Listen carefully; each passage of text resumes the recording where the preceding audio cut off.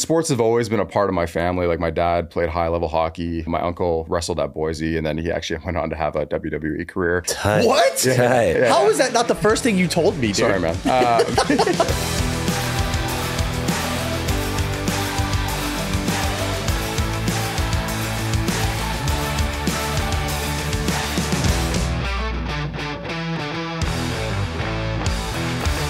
Zach, guess what? Dude, tell me. We have partnered with Atlantis Strength. Atlantis Strength is by far the best machine equipment I have ever used. From high school, collegiate, and pro athletes, machines are underutilized. What Atlantis has done in terms of the build quality and reliability of these machines has made it effortless for me to be able to transition athletes where their output and intents can be as high as possible. You can learn more about Atlantis Strength on their website and their Instagram page. Type in Atlantis Strength. I'm such a huge fan and we're incredibly grateful. Welcome to the Coach 'em Up podcast. I'm Tim Riley. I'm joined as always with Zack Zillner. Good morning, everyone. And we are blessed and honored to have Tanner Kerr here with us today. Tanner, how's it going, dude? Good, man. Loving Austin so far. Appreciate the hospitality. Wasn't sure if you guys met your quota for Canadians yet or not, so appreciate you having me on. We got 2 Canadians that have been on. Are you our third actually? Is Natalie Canadian? Natalie's Canadian, Jordan's Canadian. Yeah, I've got like 5 or 6 A's from you since you've been here. Yeah, it's not like a finish every sentence with an A, but it's more of like a confirming. It's like, right? Yes. Yeah. 100%. You guys do it, don't you know? Or is that Minnesota? That's Minnesota. He said, come on. Okay. He's offended. I got buddies from Minnesota. We've been recording for 90 seconds. You've offended the guest already. Tanner, I've been following you for a while now. Tim's like, check this guy out. And I was like, ooh, I like it. Yeah. So we've got an idea of who you are. Maybe not everyone listening does. So tell us a little bit about who you are, your background, and how you wound up here in Austin, Texas with us. Yeah, for sure. So living in Vancouver, Canada currently, originally from the Toronto area. I'm the director of performance for the Vancouver Bandits, which is the CBL. So it's kind of like the basketball equivalent to the CFL. So we got a mixed bag of guys coming from Power 5 programs, overseas, NBA G League, things like that, Canadian grown talent, which is awesome. But that's exclusively a summer season. So throughout the rest of the year, I'm the head of sports performance at Simon Fraser University, which is Canada's only NCAA school. That's cool. It's very unique. It's very cool. And then outside of that, I have my own private business that is predominantly centered around consulting and education and mentorship. So I've been very, very fortunate to work with a lot of coaches, work with a lot of Olympians, and I also get contracted out by various organizations like Athletics Canada to work with sprinters predominantly.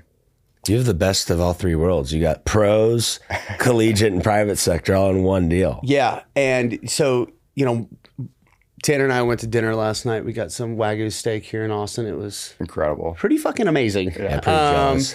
Yeah, they made us watch a video before. Really? I've never informational or like no. what? Yes, dude. The server comes up. She was like, "All right, you guys place any apps you want, and then we're gonna take you in the back, and we're gonna watch a video." And I was like, "What? I'm not supposed to be learning tonight." Yeah, I was like, "Hold on, time out, dude."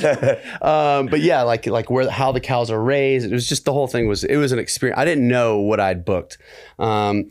Anyway, so at dinner when we were talking, I didn't realize how much you've got going on, dude. It's a lot. So your role with the professional basketball team is all encompassing. I mean, you really kind of have the performance coach's dream set up in terms of how much influence you're able to have, not just in the weight room, but on the court in terms of practice and the way that's periodized.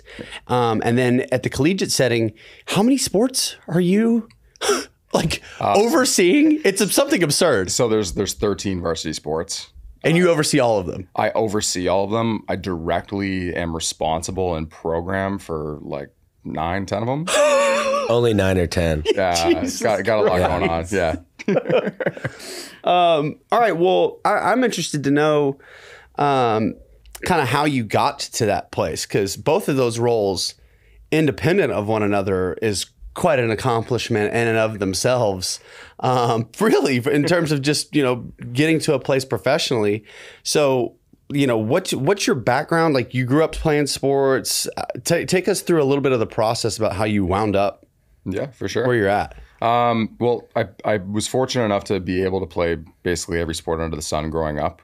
None particularly well. I was not. You and me both, brother. Yeah.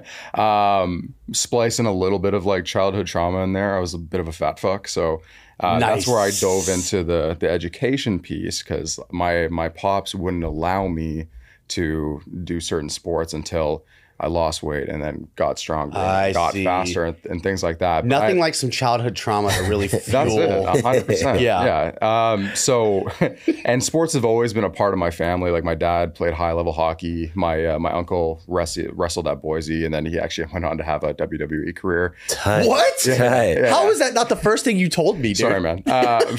Did you ever think about WWE? No. I just watched. I watched a Vince McMahon documentary. Have you guys seen it? No. Yeah, It's I pretty hear crazy. It's fucking nuts. It's my parents wouldn't let me watch WWE growing up. Yeah. Probably after I watched the documentary, I know why. But they were psychos, man. It's crazy. It's a. What was your uncle's wrestler name? Oh my God, he had so many. It was like Planet, Stasiak. I think one was Meat at one point. Tight meat. Dude, Yeah. that is the most incredible wrestling name. Long story short, he's a chiro now. He's a chiropractor. He's now. a chiropractor. It's full circle. Yeah, he's actually, I think he's in Dallas or Arlington. I should Wow. hit him up actually after this. But yeah, anyway, so sports have always kind of been around the family circle. The desire for playing sports was always there. Obviously, I had to go on my own little journey when I was younger to kind of navigate those waters anyways. But I was incredibly fortunate to have incredible mentors. So like, my high school strength coach was affiliated with a major university close by, in addition to like a CFL team. So I had like fantastic training from the jump. Nice.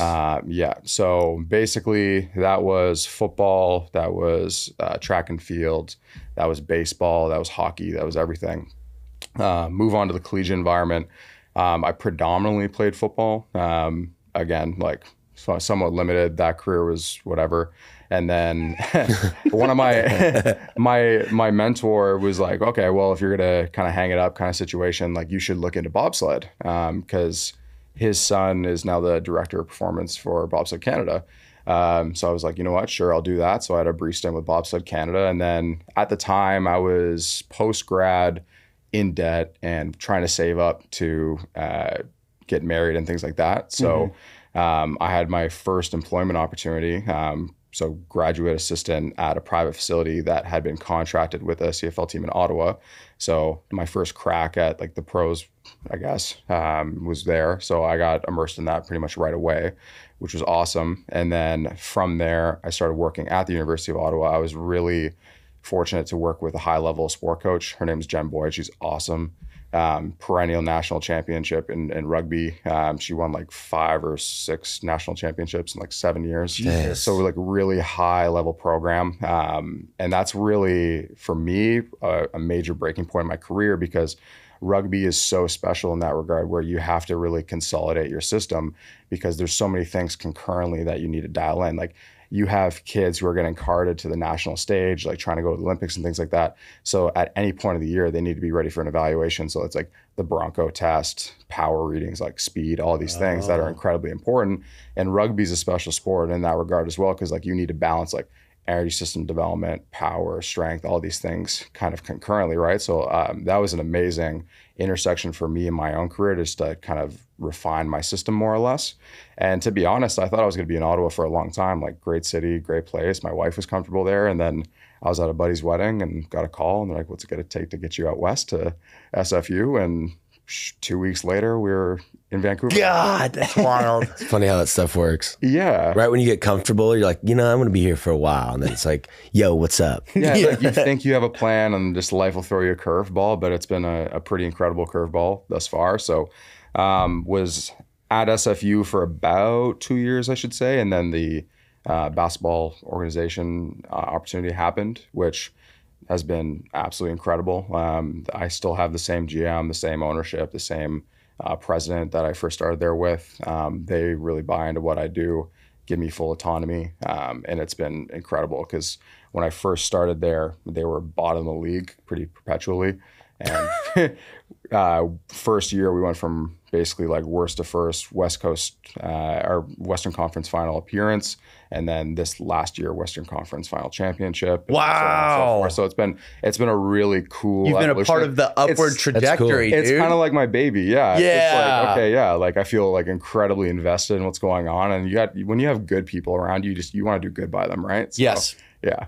It makes it easier to pull long nights and get up a little earlier. And yeah, absolutely. So yeah, no, it's between those two things, like it's a very stimulating environment. I'll say that. Like I'm busy for sure. Like I have my daughter too, so I gotta. And she's 14 months, right? 14 months. Yeah. Fuck, so I got like a lot of sleep. Yeah. So I got like the second shift, the third shift after work's done or whatever. Yeah, but, you do. No, but like those two things kind of like funnel into one another. So I get opportunities, like agents will contact me to help out with one of their guys if they happen to come into Vancouver or whatever. Sometimes I go down. Like I said, like working a lot with sprinters and javelin throwers and things like that, you get contract opportunities here and there as well. So I'm fortunate enough to be able to work with people who qualified for the Olympics and just help with their speed refinement and things like that. So yeah, a lot going on for sure. Organization is definitely important to make sure I can just keep my sanity and not burn out. But yeah, I'm super blessed.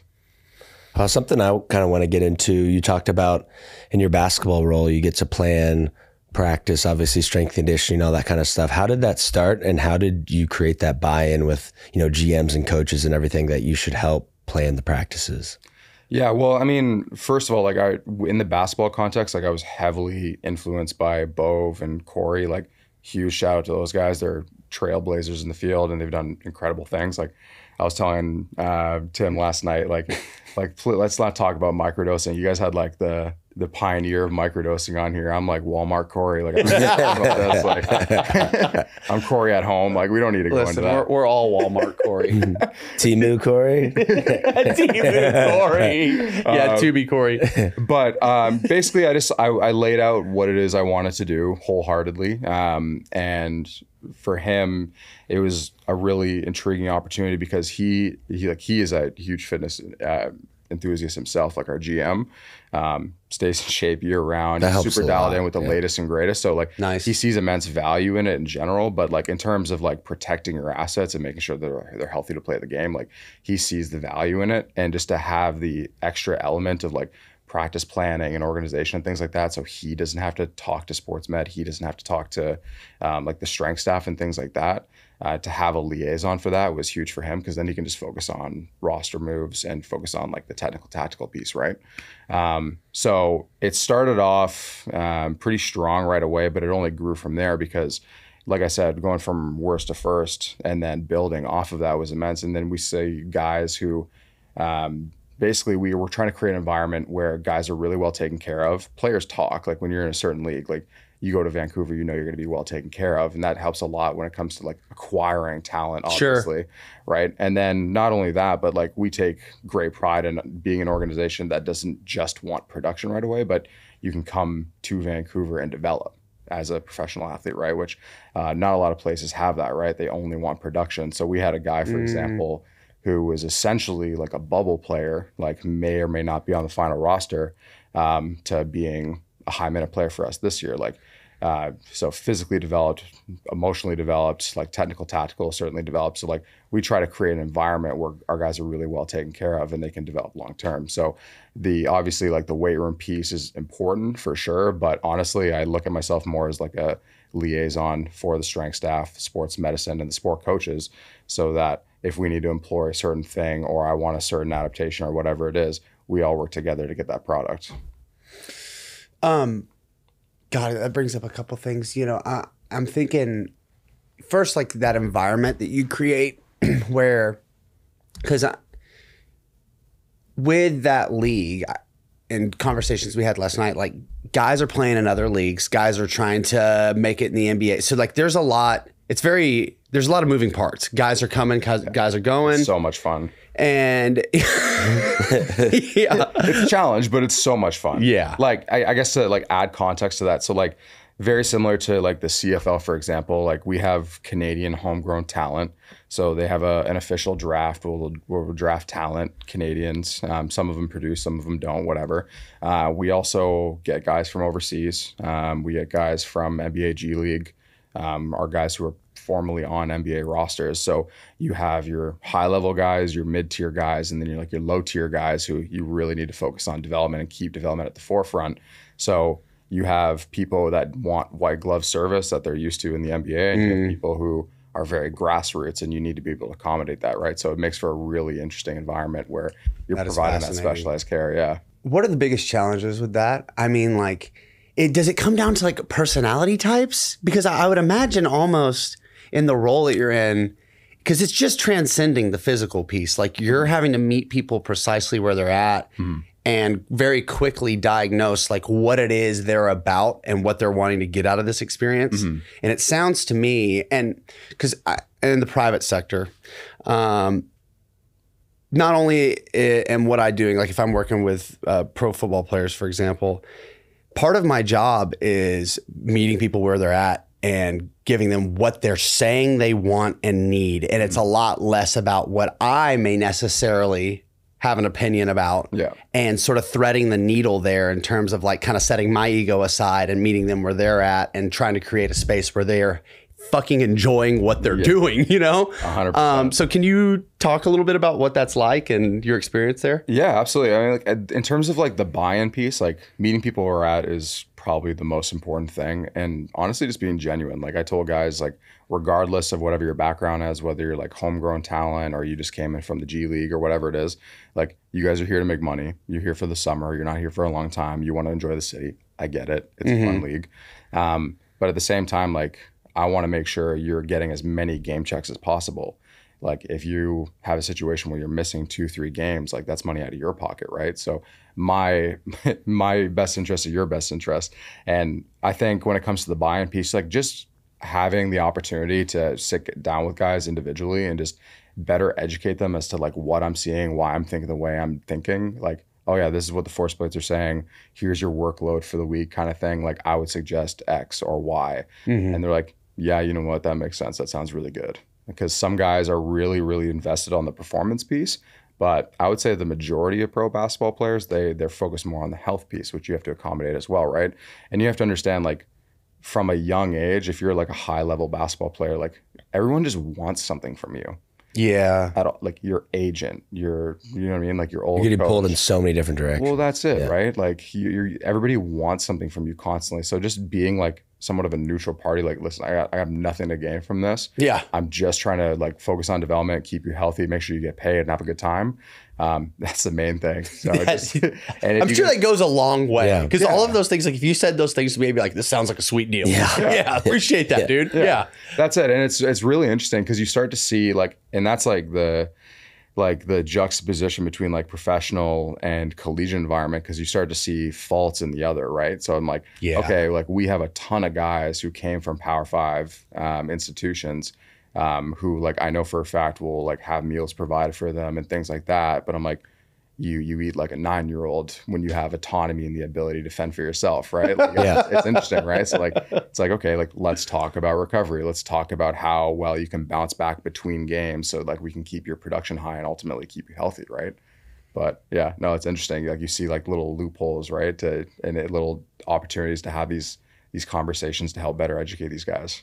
You mentioned force plates, and then, you know, something that came back to mind was you talking about how you've got these tiers of players, guys that are like, they've played on NBA teams and now they're here for a little while, or guys who are kind of like G League guys that are trying to take the next step or whatever.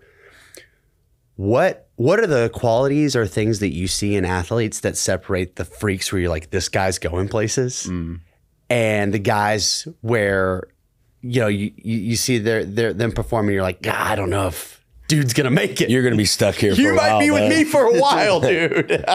So you mean like, are you talking about just like behaviors, or are you talking about just like physical characteristics? God, I would like to get into both. Can we yeah. start with physical characteristics first and then kind of talk about, or whichever one actually, you just do your thing. Answer the question, Tanner. Yeah.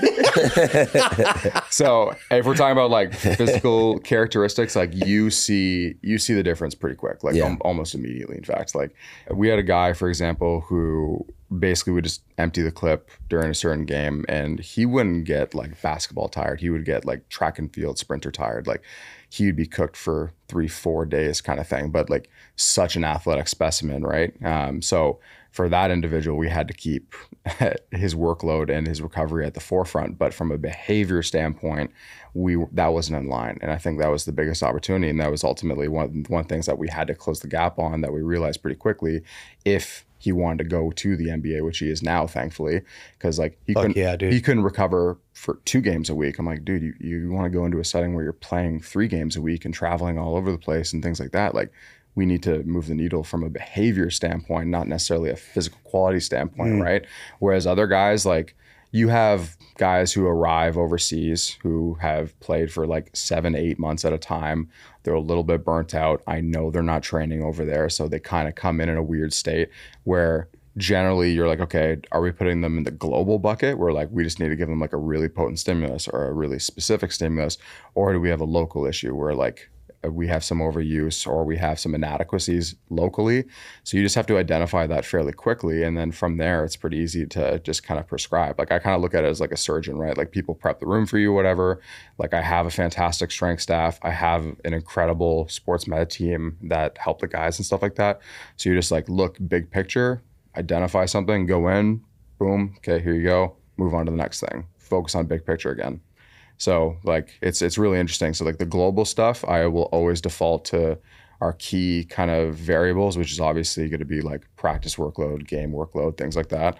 And then kind of coinciding that with our force plate information, that's invaluable. So like, okay, you need concentric power, you need eccentric RFD, you need force, like you just need to get stronger kind of thing. And then you have guys who just have local issues. Like we had a guy who played the 1 for us. He was like 285 pounds, like could not yeah. Big baby. big lad, but yeah, like couldn't hold a 30-pound single leg knee extension for like a minute. Like, wow. Yeah, like huge opportunities locally. So you just like, it's just about identifying that, communicating that, and then just organizing the team accordingly so that the guys get the way they need. With your sports tech, what all do you guys use? And then what's kind of your priority in season of like how many times do you test? When do you look at the data? What things do you care about? Yeah, so for me, I'm all about simplicity. Like I find in terms of like testing battery, testing frequency and things like that, like you can get lost in the sauce pretty quick. And it just muddies the water, especially if you have a fraction of time to tell a piece of information to your GM or your physio or God forbid a player, right? So you need to like organize these things very quickly and tell them in real time, right? So fairly simply put, we just use force plates. We jump on game days. I always just want to, when they're ready to empty the clip, I want them to do that on the force plate. So we just always keep that consistent. So that includes travel as well. But in terms of other tech, like that's really the main piece of things we use just from a CMJ standpoint. And then obviously when it comes to monitoring like the overall operation, resources are fairly limited in Canada. So we have kind of like an archaic system of measuring practice workloads, game workloads. So we just have minutes intensity, practice intensity. So it was a really cool opportunity for me to sit down with our head coach and really just get an understanding of his system. So basically what we did simplistically is like lay out every drill you've done. I want you to rank them from a 1 to a 4. So something like a spot shooting session or an install or whatever it might be would be like a 1 intensity. A full court 5v5 would be like a 4 intensity. It's like, okay, what is the time spent in that intensity? We get a score, we accumulate that with their weight room stressors, their travel stressors, and their game minutes, obviously. And then we get our numbers and we go from there. So you're not using like Catapult or Connexon or anything. So all you people that are like, we don't have this stuff, you can actually, prescribe load and volume with subjective data. Yeah. Correct. So so there's like the RPE stuff, which is honestly just talking to the guys. Yeah. That's my favorite scale. Just talk to them. Let's just talk to the guys. How you feeling? But yeah, honestly, like as much as I see value in that stuff, like that's one of the main differences between like the States and Canada is like the resources are fairly limited. So you have to make do with what you have. Like, thank goodness I have the force plates and things like that. But my staff and I had to develop a system where we had to basically objectify whatever we could. So we had to just distill it down to what I mentioned, which was just monitoring the practice volume and intensity. And it was a really cool touch point for me. So I got to better understand our coach's system, the way he thought, and it allowed me to kind of splice in my piece here and there. So if I wanted to work on like CODs or decels, okay, let's tailor practice to that. Or if I wanted speed residuals, okay, what drill can we maneuver to get that? Okay, if strength was at the forefront, okay, let's get our bigs doing some more contact in our in like combative stuff, right?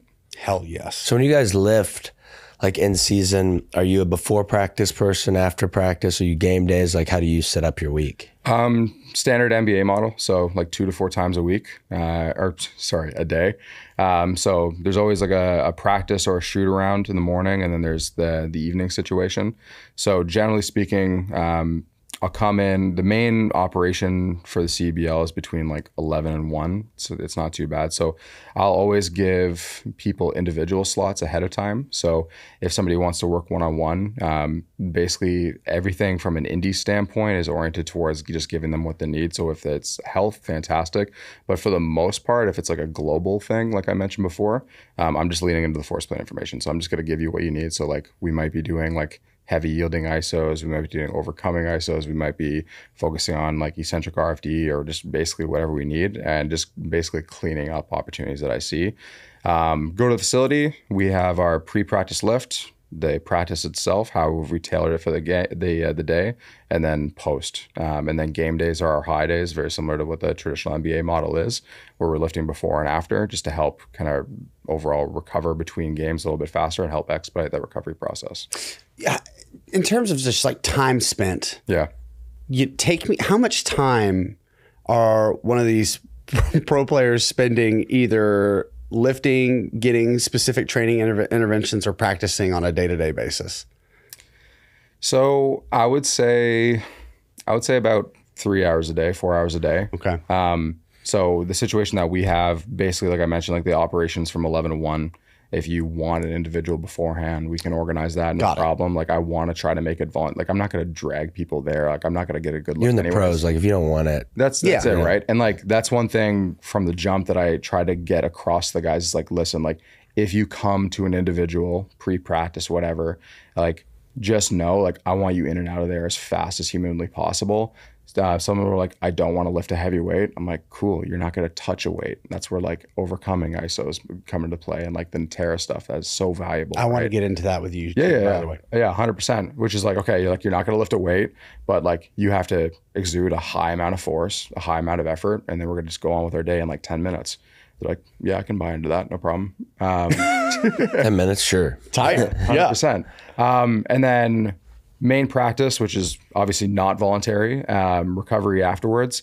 And then there's always like an optional gym time kind of situation in the evening. So if they want to enjoy the great city of Vancouver, great. If they want to get shots up, great. Like that's the thing with pro guys is like everybody has their own routines. Like I have to get X amount of shots per day, or I have to get this extra work in. Like it's very much like a case by case example.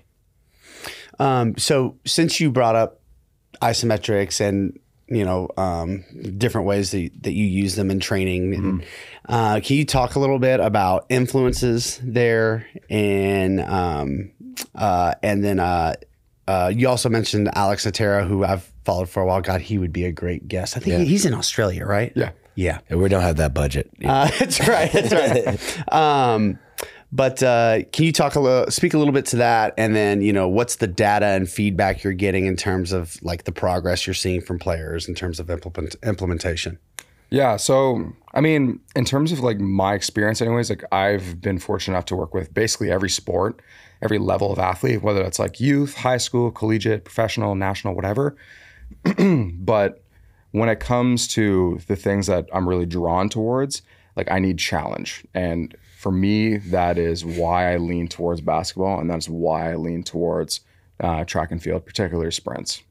So with those kinds of animals and those kinds of athletes in general, very fascially driven historically, very elastic, right?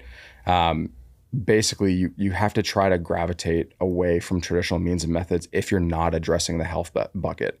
If you want to lean more into the performance side of things, like you need to focus on different strategies, and usually that's the lower limb, right? So how do we make sure that they're prepared for the demands of sport where if they're a basketball player, if you're talking like 12 to 20 times body weight on a single leg if they're coming down from above the rim, right? Man. Or track and field sprinting where you're doing 3 to 5 times body weight at like 90 milliseconds, right? Like that's like, I'm sorry, like, but doing like West Side isn't necessarily going to help you, right? Thank you. I like where this is going. Yeah. So like, but if anything, like that's going to dampen those qualities further. So like if you have somebody who has a really efficient gait cycle, if we're talking about sprinting, for example, like you can basically elongate ground contacts. And what you're going to do also is you're going to make it more metabolic than it actually is. So, because what makes them special ultimately is that free energy cycle, that free energy return, or free elastic energy, for lack of a better term, that makes it as easy as it is for them to express those fantastic qualities. But if you just have something that's like incredibly muscularly driven all the time, and that's another thing, is like it's not one or the other. Everything has to be kind of concurrent. You have to tap all these different qualities, right? Yep. But ultimately, we want to not do a negative service for the athlete. You want to complement what makes them special. So I'll put sprints and basketball in that same kind of realm. And for me, like the Natera stuff was like an absolute game changer, like the run specific ISOs. And honestly, I've seen like incredible returns on that, on RSI, eccentric RFD, overall power relative to body weight. Obviously, it's been an absolute game changer. And for the athletes themselves, like they're not going to be sore, they're not going to be banged up. It's not time consuming. So in a setting like mine where you're kind of in and out and you have a very limited time to A, get buy-in, and B, move the needle forward from a performance standpoint, it's a no-brainer.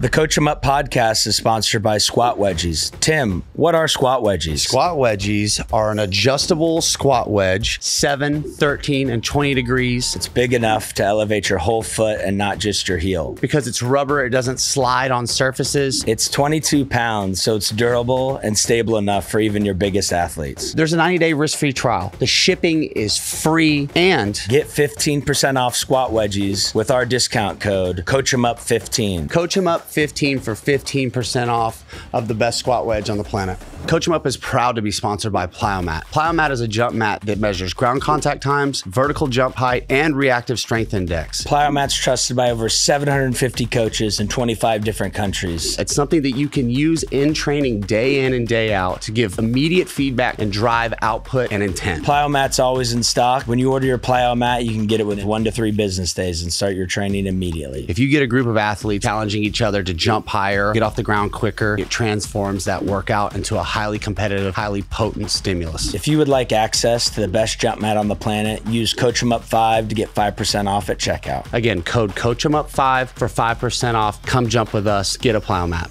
Can you give us some examples of specific isometric movements that you use? Maybe 2 of your favorites. Sure.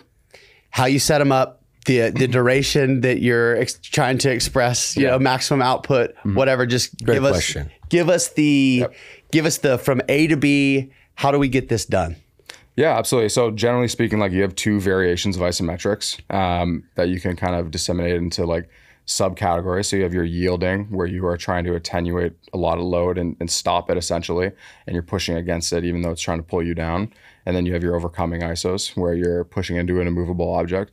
Yielding isos. That's what I call when I can't deadlift something off the floor. It's just overcoming ISO. It was an overcoming ISO. Yeah. Beautiful. Yeah. So generally speaking, like a yielding ISO is going to be a lot more metabolically taxing, whereas an overcoming ISO, that's going to be a lot more global and you're focusing more on overall output, right?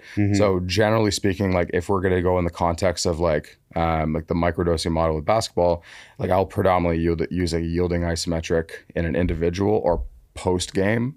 And then I'll use an overcoming for anything that's like pre-practice or pre-game. Okay.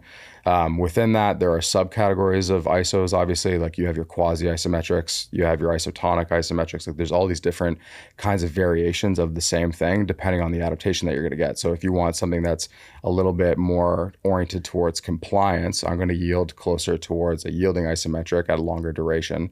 So you can have like an 80% effort for upwards of 40 seconds, or you can go 100% effort for 10 seconds, right? Whereas in overcoming, you can prescribe kind of the same way. You can go upwards of like 20 seconds, and if you want more ballistic, more kind of contractile qualities, you might go like 3-second overcomings, right? 1 second overcoming. As hard as you can be. Yeah, exactly. So you mentioned that you'll usually stagger the implementation of some run specific isometrics, and I'm guessing that's, you know, either like mid thigh pull or like a single leg, like run specific ISO. Right. So yeah. So in terms of like the prescription itself, like, so for me, it was really interesting working with sprinters. Like my Olympian, for example, at SFU, she was probably mid to bottom tier within like her cohort on an IMTP. But if you go more towards the run specific ISO, so like ankle, knee, hip, that's where you see the difference, like right off the bat. And it's pretty clear cut when it comes from an asymmetry standpoint. Like right ankle force output is great, left ankle not so much. Cool, that's our opportunity. Or you are a fantastic person at expressing hip and knee. Okay, your limitation is ankle. Cool, you're gonna go on an ankle specific program, if you will, for the next like 7 or 10 days. Do you use a force plate with that kind of stuff, or if it's an overcoming ISO, yeah. But at the same time, like I work in the collegiate space where you have like 30, 40 kids in a room at the same time. Right? 30 force plates. So like logistically speaking, like I mentioned the resource piece, like we got one force plate. Like we got to take right. care of it, right? In settings like that, if you have one, you have none, you know, at least for a workout. Yeah. So I'm like, okay, you got like an arsenal of racks and you got an arsenal of like Smith machines, which is fantastic. So basically in terms of like how I operate, if I'm going to measure something, is like your overcomings are going to be within the constraints of a rack, but just like one of your sets, come on over here. So if I'm prescribing like 4 or 5 sets, like one of them, like when you're feeling hot, come on over. Hell yeah. Yeah. Go over throughout your workout and get a good test. You also mentioned that you prescribe yielding on like game or like practice heavy days, right? And then overcoming sort of like in the gaps between those days, more typically speaking. Other way around, I have it backwards. Other way around, yeah. Okay. Yeah. Can you give us into insight as to, I think I know why, but give us some insight into why you organize it that way? So yeah, generally, like if we are talking about preparing an individual for performance, right? Like we want a high level of excitability. We want a high level of motor unit recruitment. We want something that's going to be ballistic, right? And we want something that's going to be coordinative. So that's the nice thing about like the TANNER stuff. Like he has like the overcoming stuff, sure, but there's also other components that focus on rhythm, coordination, pre-tension, things like that, right? So that might be like a switch variation, right? Or a catch variation of an ISO. Hell yeah. That's that quasi-isometric stuff. So if like somebody is like incredibly forceful but not coordinative, or they lack pre-tension, like cool, like I might prescribe like an ankle ISO that day. One person's doing a yield, one person's doing a catch, and one person's doing a switch, depending on what they need, right? But generally from like a physical preparation standpoint on a game day, I generally tend to gravitate towards something that's going to be either high braking force, like a quasi-isometric. So that could be like a leg press, push really, really hard off, like almost like a jump. And then you're landing in that like basically like stance leg, mid-stance position, and you're yielding all that braking force really fast. Whereas like in overcoming, you're just going to get big recruitment and you're going for outputs. Where do you see most people needing the most attention? Because you were talking about being like a hip driver or like a knee or the ankle. Can I just go ahead and take a guess? Is it the ankle almost always? I typically, yes. So like for me, like I'm a huge proponent of the foot. Like in my own evolution as a practitioner, like I dove in pretty heavy on like the Cal Dietz stuff. Like I think his spring ankle evolution, like tier system is fantastic. But for me, like you go level 1 out of body weight, level 2 with like a dumbbell, level 3, you have me who's like 245, 250 pushing down on like 120 pound girl, like cool. But it's not going to replicate the sheer magnitude of force that the lower limb has to handle. So like for me, the Natera stuff was like the evolution of that. So I'm like, I can get a freshman who's 140 pounds going 4 plates on a Smith machine, like day one. Like, hell yeah. Sick. And that's gonna create an environment where you're boosting confidence, right? Yeah. Where they're not gonna be cripplingly sore after, and they're gonna want more, because it's like overall you might prescribe like 36 seconds of tension on one leg for an entire workout, right? So like, okay, like I don't feel banged up. I can do this again and again. I have no qualms about training this 3 times a week, right? And that's incredibly valuable. But I mean, in terms of, if I'm going to generalize, I would say ankle, but it also depends on like the environment that you're in, right? Like for me, like obviously the difference between Austin and Canada, like we don't necessarily have like an ecosystem for speed. It's not sunny and hot all the time, right? We don't have a field house. Like we have to make do with what we have, and you have to, again, coordinate with the sport coach themselves, right? So we have our sprints coach is very, he goes more into like the max velocity side of things, where people are upright, very, very cyclical, doing a lot of sticks and hurdles and mechanics throughout the year. Not a ton of max speed exposures outside of like an actual meet day. So I can dive in really hard on the physical quality piece and focus more on the acceleration of stuff. And for me, like that's incredibly important to kind of complement it for the athlete's sake and the coach's sake, obviously. But in terms of like a general like low hanging fruit, I would say ankle for sure, because that's when you're going to see the most dampening of qualities. That's going to mess up running kinematics if you can't handle those forces. Yeah, I think your soleus has to handle like 8 times body weight at least. Yeah. Just so much weight. It's absurd. And the fact that people don't train it, it's crazy. Yeah. The calf raises ain't going to do it, sorry. Yeah. No, 100%. Like that's the thing. That's like, the basement. Yeah. You know what I mean? well, that's it. Like even if we're talking about like acceleration, like the first 3 steps, right? So if your foot can't handle those forces, right, you're going to have energy leaks. So like I have kids who are basically producing force in several different directions. Like that's not going to be efficient. If we're talking about linear hip displacement, you're going to have increased ground contact time. You're not going to have low heel recovery. You're going to have more of a cyclical orientation. And generally that's not an efficient place to be if you're trying to focus on acceleration, right? Same thing with max velocity achievement or max velocity endurance. Like if your ground contacts are longer, you're going to have compromised backside mechanics that's going to mess up your pelvic orientation, that might perpetuate like a hamstring or a groin or whatever it is. And for me, it all starts at the foot. So we have to create an environment where we can best support that.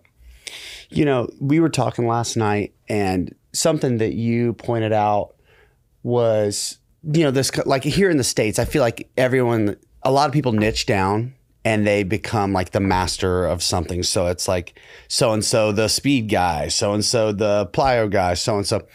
Or, you know, it's this sport or that sport, which is all fine. But you made a remark last night around how just where you're at, you don't really have that. That's not really an option. You really do have to try and become a generalist and sort of a master of multiple different crafts and philosophies. And you've got a love for track and field.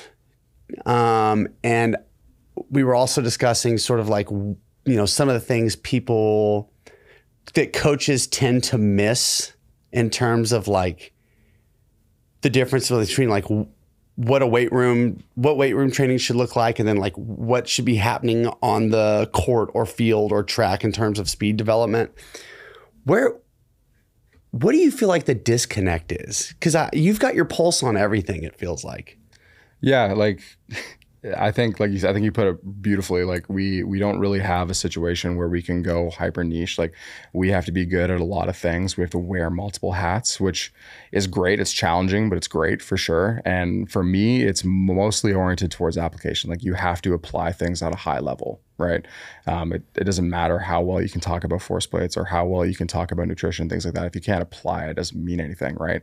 But in terms of like regarding the speed stuff, like the disconnect, I think a lot of what we're seeing from an education space with a lot of strength conditioning coaches is it is so oriented towards the mechanics piece rather than the stimulus piece. Like high level sprinting is the most neuromuscular stimulus that you can have. Like I don't think that's really up for debate. Right. But in terms of what the education pathway is offering, a lot of it is not reflective of that stimulus. Like not a lot of individuals know how to handle that stimulus. They don't know how to periodize it at the high level, and they gravitate more towards the mechanics piece from a safety standpoint for sure. But I think that's just what we're seeing. And like, that's fine if you have an individual day one who's like a Ferrari, like they have like a 1-4 10-yard split, or they can run 11 meters per second. Like that's great. Gravitate towards the mechanics piece, because ultimately that's what's going to keep them robust and healthy and have a decent amount of capacity.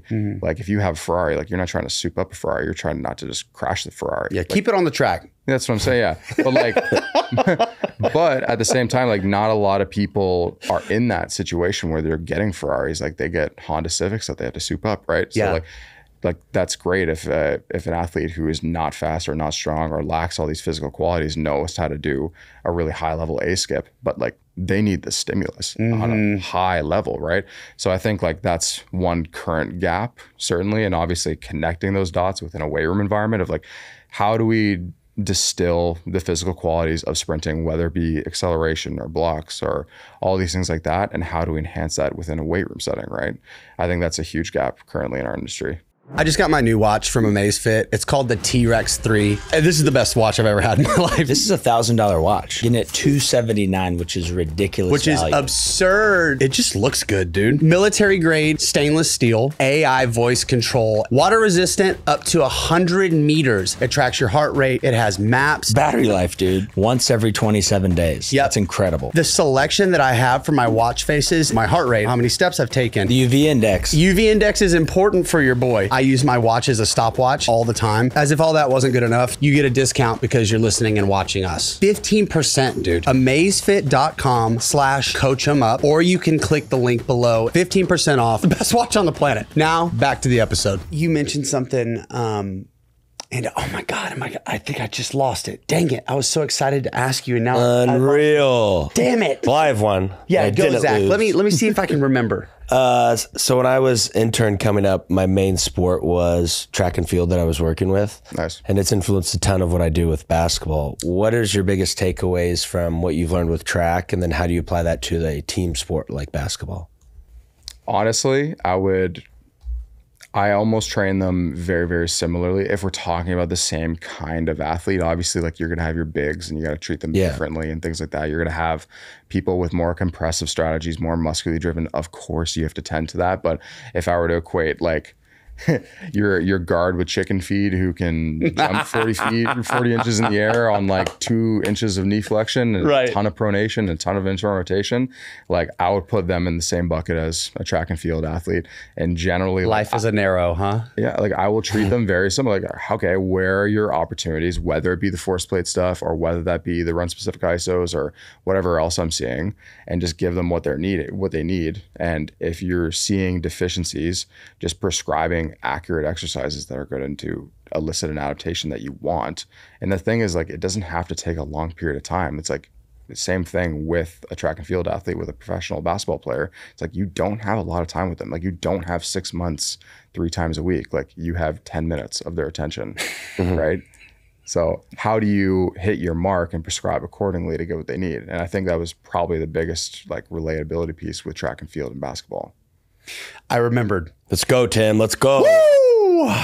So you were talking a little bit about, like having the Ferrari and then, like maybe being a little bit more mechanics heavy and just, for robustness and keeping them on the track. And then on the other side of the spectrum, focusing more just on stimulus. And something that I've gone down the rabbit hole of in the past is like, focusing maybe too heavily on one or the other, just based on like where I am in terms of my, like professional development and like actually arriving at a place where now I feel like I have a grasp on understanding like how much time do I actually need to spend on mechanics with this running back? You know what I mean? Who you're going to have for 4 weeks. Exactly. Yeah. I'm just going to say Not a lot. Okay, if any. But then, you know, to your point, like if I'm in draft prep, right? And we're effectively getting ready for a track meet. And there are some things from a mechanical perspective that are limiting his ability to perform a race. Well, then now we're talking about a totally different ball game, potentially, right? Potentially. Yeah. Potentially, maybe not. And I think, and now I'm just kind of ranting, but this didn't turn into a question. I'm sorry, Tanner. Make a statement. It's just me talking now. Oh, please go on. But like trying, and really the only way I've been able to navigate this is through experience of like, okay, like we're doing wickets and we're doing all the stuff and his posture's more upright. And it's like, did it make a difference? And like, fuck no, it didn't. And like this particular scenario.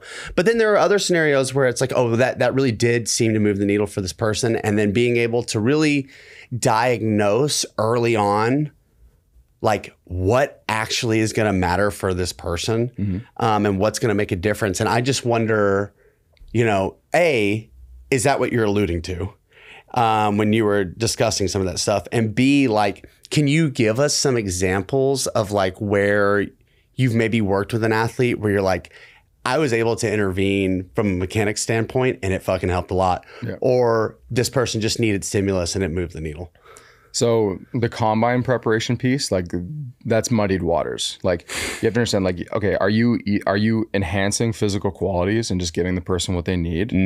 Or are they just in an environment where their overall volume has dropped 60% from college? They're recovered like crazy. They're recovered. Yeah.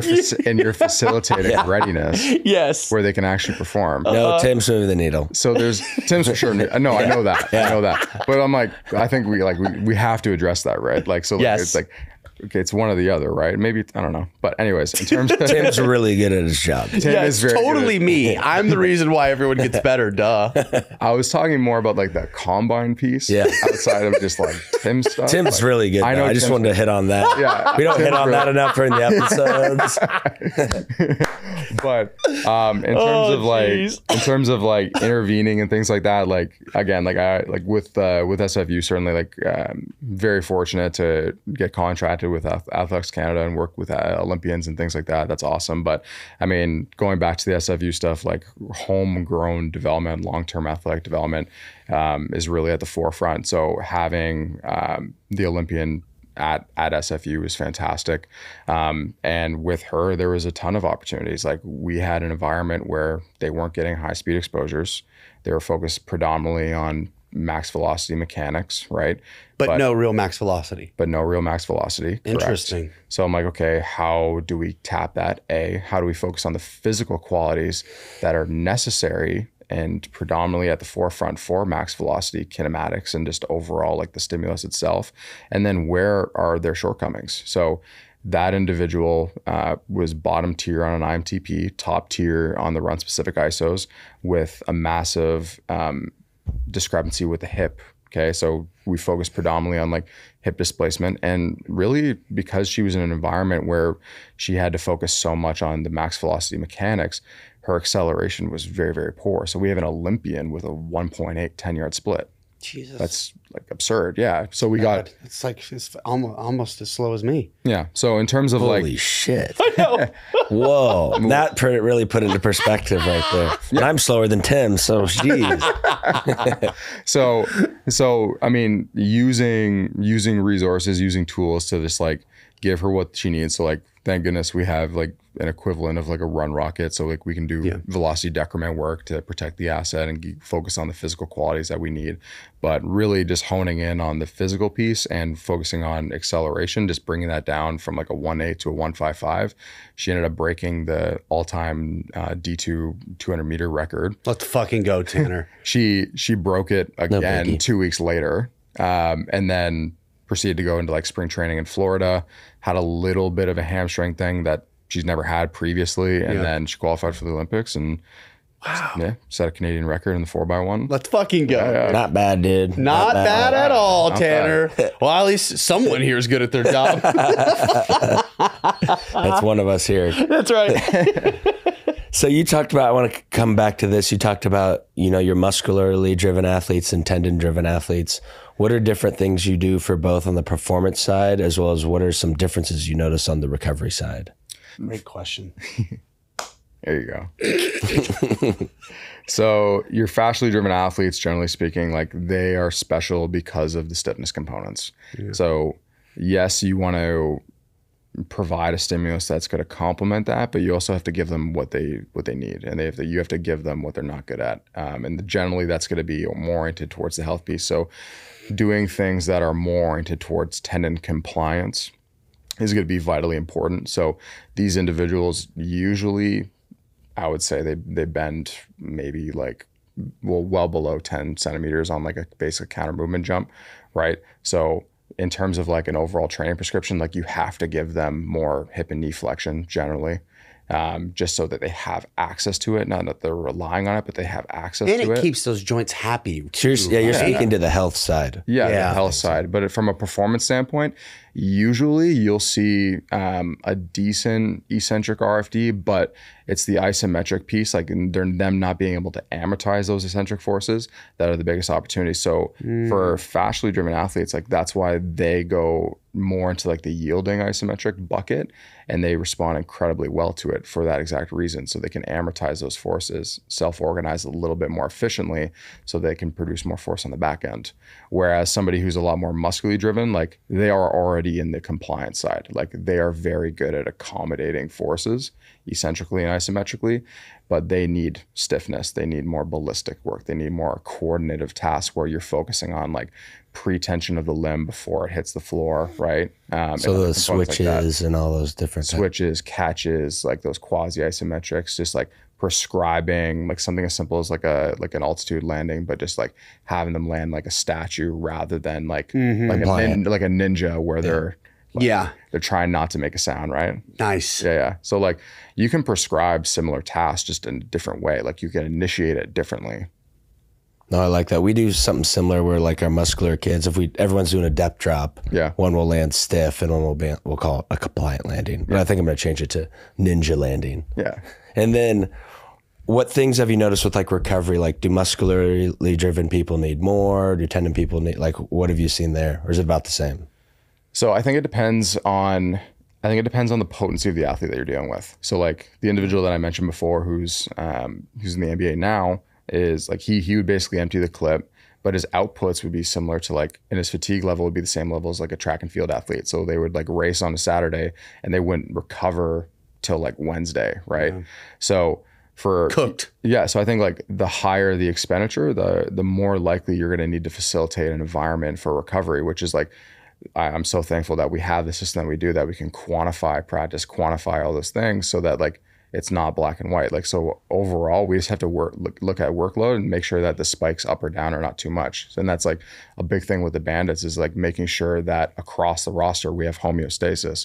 So that's where like top ups come into play. Extra emphasis on recovery and regeneration is needed. So like guys whose workload is down or basically like they aren't at the same like quote unquote stress score as the other guys who are playing high minutes, they're getting their top ups. And it's not because they suck at basketball, but it's because if they are called upon, I need to make sure they're able to handle the demands of sport, from like ground reaction forces to CODs to contacts if you're big. So we have to make sure basically we have homeostasis in that regard. But I don't think it's necessarily about like tendinous versus muscularly driven. I think if your outputs are lower, you're going to recover faster. Yeah, right? Absolutely. If you're emptying the clip and your outputs are super high, like you're going to need to focus way more on recovery. So it's not one or the other. God, what a great answer. Guy's good. Guy's good. Guy's good. Guy's good at his job. So we've got about 20 minutes left here. We're going to dive into some segments. Before we do that, I couldn't help but notice I've been really having an internal battle not asking this question sooner. I see you're wearing a Tennessee hat. I love that hat. I didn't even want to bring it up. I was like, I recognize that T. How? Why? Tell me. I have the wrong T, eh? It's the wrong T. No, you have the right T right and T. the only real UT. But Zach, All right, we're gonna end this show right now. Zach and I will get in a fist fight if we stay on that too long. Anyway, I like your hat. Great hat. All right, so we've got some segments. I'll do the first one. Did you get him the hat? No, Did you get him the hat? first of all, Is if this- I'm buying is that this hat from dinner? I'm wearing the coffee. Yeah, it's a sick hat. The coffee and cream Tennessee hat is fucking fire. Yeah. I would if I'm not There's a buying typo with the T, but like it's a good looking hat. I mean, when you're follically challenged, you gotta invest in hats. Right? Yeah. Like, you gotta- Hey, Yes. Talking to the Yeah. king right here. I'll be with you guys soon. Okay. We've got some segments. It's just some fun questions that we ask the guests to sort of wrap up the show. This first segment is brought to you by Squat Wedgies, the best damn squat wedge on the planet. Use code CoachEmUp15 at checkout for 15% off, dude. That's wild. Huge disky. Huge discounts. This segment is called 3 Things. Tanner, what are 3 things anyone can start doing, regardless of where they're at, to help them get to where you're at today? And this can be philosophical, this can be training related, professional. What are 3 big things? 3 big things. First and foremost is mentorship. Like, you have to have good people around Preach. you. Obviously, like, we are in the information era right now. Like, everything is Googleable. Everybody is selling courses. Like, information is readily at your fingertips. But in terms of just streamlining that and distilling things down, is to identifying opportunities with certain people, seeing where the shortcomings are, and giving them the correct information to clean up those things. I think mentorship is absolutely huge. Like, I would not be where I'm at today without the mentors that I have. Like, Same. My thing is just like right people, right place, right time. Like, that's why I'm where I am right now. So mentorship, number 1. I think you got to have some level of like pettiness about you. Tight. Expand into this. Nice. Be petty. Number 2. Let's go. Petty, number 2, like you have to have an you have to have an insatiable thirst of proving people wrong who tell you that you can't do certain things. And generally that is what breathes life into me. Like, at a young age, I was told I can't do a lot of things. Yeah. Right. So that is certainly a motivating factor. And You know, Kobe Bryant repackaged what you're talking about as Mamba mentality. So yes, keep going. Sorry. Hey. So yeah, like, I think you have to have, like, there's a motivating factor. So people are motivated by money. People are motivated by pedigree, right? Or pettiness. Or pettiness, yeah. I think for me, like, that was very much the case. Like, I mean, shoot, even this last year was very, it was a fun thing for me. So, like, I went to a certain university in Canada when I was younger in my career, looking for an internship opportunity. They steered me away. Fast forward till now, like, I've just been hired by that university to consult for them. Nice. For the same individuals. I'm like, that's a full circle moment. That's awesome. And that's just like, Did you just like walk away from that phone call or Remember meeting me? and just no, I just, just like the second no one was around, did you just scream into the void like yes? a little bit, a little bit. Yeah. So no, like, I think you got to have like a certain like willingness to just be like, okay, like, fuck y'all, like, I'm going to do my shit regardless. I think that's super important. Hell yeah. And then number 3, I think just being just open-minded. I think just being open to constantly being in that state of learning. Because like I said, we are very much in the information era. People tend to gravitate towards niches, towards boxes, towards like you're a purist in a certain regard. You're an Olympic lifting guy, you're a Poliquin guy, like whatever. Yeah. Like, I think just being adaptable to new information, being willing to be wrong, and to just continue to evolve. Because if you put yourself into a box, I think this industry can leave you behind pretty quickly. Fucking so right. I think you being open and willing to learn and being wrong and learning new information is super important to success. God, that's awesome. I like that. That's a pretty savage big 3. That's gonna be up there. The for big me. 3. It was we're open-mindedness, pettiness, And we got mentors. and mentorship. You know, I love I think that. mentorship's one of the most underrated things. Oh my If you could God. find a good first mentor, like try to find a coach that's been in the game for a while, learn under them, and it'll set you up way further than any book or course or whatever. 100%. Well, for me, like that's a guiding principle in my career, because like I had incredible mentors who were like niche guys. Like I was developed by a track and field person, and then Olympic lifting person, a Poliquin person. Yeah. And at a young age, I saw these individuals have immense value issues. Like you're talking about adults who were trying to pay their bills and provide for their families, who I just sensed a high level of frustration that they weren't able to feel value. Here they in are, space. a Yeah. master of their niche, Right. unhappy. Yeah, exactly. So like at a young age, I saw that. So I'm like, and that's why I feel the way I feel about like even like the Bandit situation. Like I'm so thankful to that organization and that staff to allow me the autonomy and allow me the stage that I have to just intervene with certain things, whether it be practice planning or having interventions with sports medicine or roster moves and things like that, based on what I'm seeing.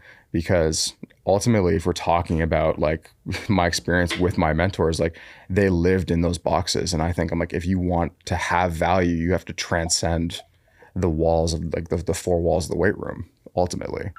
Yeah, if you're just stuck under one guideline of thinking, you're kind of trapped if you learn anything new kind of outside of that. Yeah, like getting people strong is not hard. Yeah. No. Like it's not hard. I wish it was easy getting me stronger, though. For the love of God. Now that is hard. That is, but no, you're right. Yeah. 100%. Sorry, it is, there's difficulty in the simplicity of it. Yeah. But but it is not overly hard to get somebody strong. No. Like that's why you see a bunch of like IG Poliquin guys. Like it's, again, like anybody can do it, right? I knew I freaking liked you. Don't get me down that rabbit hole. I know. I really wanted to go there. We shall not. No. We're Next time. Not today. we are not classless Yes. on this pod. I'm allowed to talk about Poliquin. He's French Canadian. That's I true. feel- You are, dude. That's If true. anyone is It's your allowed to, fault. it's you, dude. Yeah, it's your Yeah. fault. We're All allowed, right. we're allowed to make fun of our own. It's okay. Yeah, That's true. That's right. I'll give you that. I'll give you that. Step ups. R.I.P. R.I.P. R.I.P. Our next segment is by Plyomat. Hell yeah. Best damn Plyomat in the world. On the fucking planet. We'll get you on one today. We'll go train today and we'll jump Use on code one. Coach 'em up 5 for 5% off of the Plyomat. Coach 'em up 5. Big shout out Rich for coming on the show. Yeah, last Rich is week. great. Brainiac. Yep. All right, we're going to keep this basketball related. So I want to hear a rant about basketball sports performance bubble, and then you can sweeten that up with a little rave at the end about it. Nice. So a rant and a rave. Yeah, just some rant that you kind of see going on basketball performance wise that kind of gets you going. It's Something your you chili see hot. and that pettiness flares Yeah. up quick. You're like, these fucking morons. You know, you don't have to say names. I just, I you know. definitely will not say names. I Say it. Say it. So we talked about resources in Canada. So within the league that I work in, not every organization will allocate funding towards a director of performance, a strength staff, and a physio team or sports medicine team. Yeah. So going into like the jack of all trades, like they'll just like hire somebody that can just do all of it. Oh, a guru. Yeah, yeah, so many gurus apparently. So oftentimes you'll see like an RMT guy or a physio guy like doing the S&C stuff, and it's just like, yeah, it's I'll see like some pregame stuff going on where they're doing like basically like Russian twist with a med ball, and then like they'll contrast it with like a Russian twist with a basketball, just to make it sports specific. Smart. So I'm just like, again, it comes down to like an organization's value system. Yeah. Sure, resources play a part of it, but the value system certainly. And but God like, bless them, whoever they are. I'm God. sure they're doing their best job, you know, but Yeah. yikes. But like, I mean, you get affiliated with that, right? And I'm just like, okay, sure. that's what people see and that's what people think. And you're like, oh yeah, that's how basketball players train. I'm like, no, like we get after it. Like that's like, don't look at that. Like, Yeah. Yeah. This isn't a we situation. Yeah, Don't your loop me blinders in on. with them. yeah. All right. A rave, sir. What are some things you're seeing that you're like, I love this. I want to see more of this. Honestly, like just that we have an environment where you have sports performance practitioners who are more immersed in the technical tactical side. Hell yeah. I think that is incredibly progressive. I think it's a fantastic thing. It's super positive for the field because not only are you having like more frequent conversations with like major stakeholders, but you're having more intelligent conversations. Like you can't just go to a GM and be like, strength? Yeah. Question mark? Like, no, like they care about like the ins and outs of the operation. They care about the product that the players are receiving, and you being basically like a periodization expert in that regard is like a perfect avenue to having like meaningful conversations that can create actionable change. So I think like that there's more and more of that going on. So I think that's incredible. Hell yeah. I love that. That's good. I think too many strength coaches just stay in the weight room and they forget that everyone else cares about between the lines. Yeah. So you need to know a little bit about that. Yeah. I have another segment. Then we have a new segment. Brand new segment. And this segment, and God, I'm so excited about this. This segment is brought to you by Atlanta Strength, a Canadian company, might I add. I'm a big proponent of using machines in performance training. And I fucking love Atlantis equipment. So I am so excited we partnered with them. This segment doesn't have a name yet. It's really just a question. And actually I'm stealing Zach's thunder because I texted Tim this last night. Yeah. Nice. So I want to be fully transparent. I've stolen this from Zach. Tanner, if you weren't a coach, what would you be? What would you do and why? I love educating people. I really do. So my natural answer would probably be to teach. At the same time, I don't know how much I love like the idea of living in academia. So maybe that won't be my answer. For me, I think we live in like a consumer world. Like people just absorb, take. I really love people who create things. So whether that's like art, like a tattoo artist, a chef, like anything that like creates that, like you need an immense amount of creativity to do and like spin different ingredients. I think that's awesome. So like something like a chef, I would say probably I would gravitate towards. Dude, we are on the same freaking page. Yeah. I would want to be a chef. Told you. Yeah. I told you. What did I say last night? Food guy. I said, this motherfucker can cook, dude. Yeah, you can cook. Yeah. Zach throws down, You dude. just wait. Next trip, I got you now. Yeah, No, Zach, you know what, dude? We should do that. Coach, a cook 'em up segment. Yes. Hell yes. Yeah, I know. I gotta say chef, 100%. Nice. Let's go. I like Hell that. yeah, dude. All right, very cool. Zach, you got our last segment, man. Yeah, let's do this. So last night at the all-you-can-eat Wagyu palace you guys went to. What a trip. You know, you're getting up, you just paid for the bill, walking out, you see this guy sitting by himself, enjoying his Wagyu. You lean over, you give him some solicited, unsolicited advice. What would that advice be? What would that be? Anything. It can be about anything. You're just this guy's mid-bite and you're like, hey, psst. Got something for you. I'm just whispering into a guy's ear. Yeah. that I don't know. Close. It's not weird though, it's Austin. It's totally normal. That's normal. No one's going to bat an eye here. Stay petty. Stay petty. Whoa, that's You tight. need to make that a fucking t-shirt, dude. Let's do it. I'll buy one. I'll wear it. You got two purchasers here. Yeah, hell yeah. Cleans in the Stay Petty shirt. Stop it. Let's go. My overcoming ISOs in the Stay Petty shirt. I love that. Okay, stay petty, my friend. Very cool.